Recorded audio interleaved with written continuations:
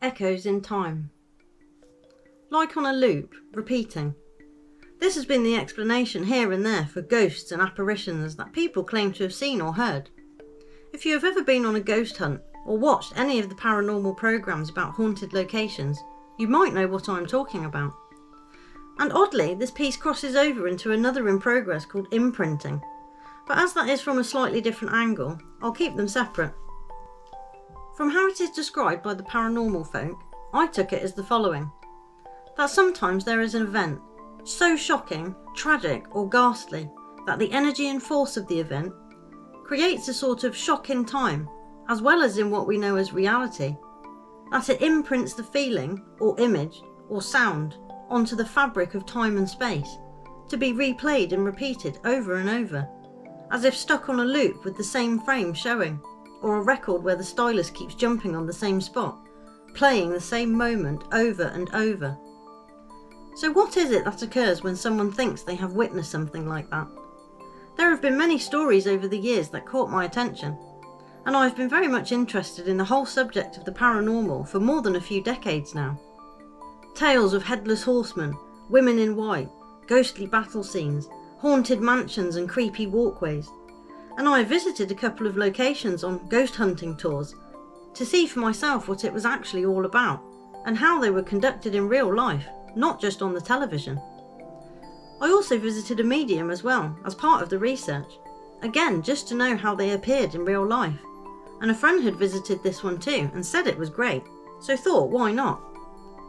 Neither the ghost hunting or visiting a psychic made me suddenly unequivocally believe in them.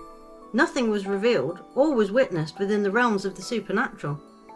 It was, however, rather interesting to see how people behaved in those situations though, myself included, as I am people too. And it did make me think about what it is that remains, if anything, to keep a feeling or an idea alive through the ages. Is there an imprint of energy on that location that can then recreate something given the right conditions?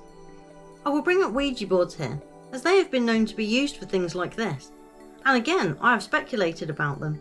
It comes back to energy, I guess, and maybe when people are giving their concentrated attention to something while trying to create a portal, something does happen.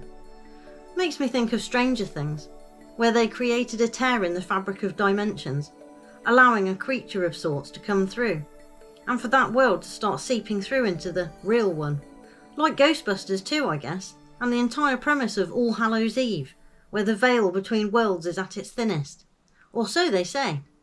So, there is a question in my mind on that. If people do in fact see, hear, and feel things like that, two options are available for that question.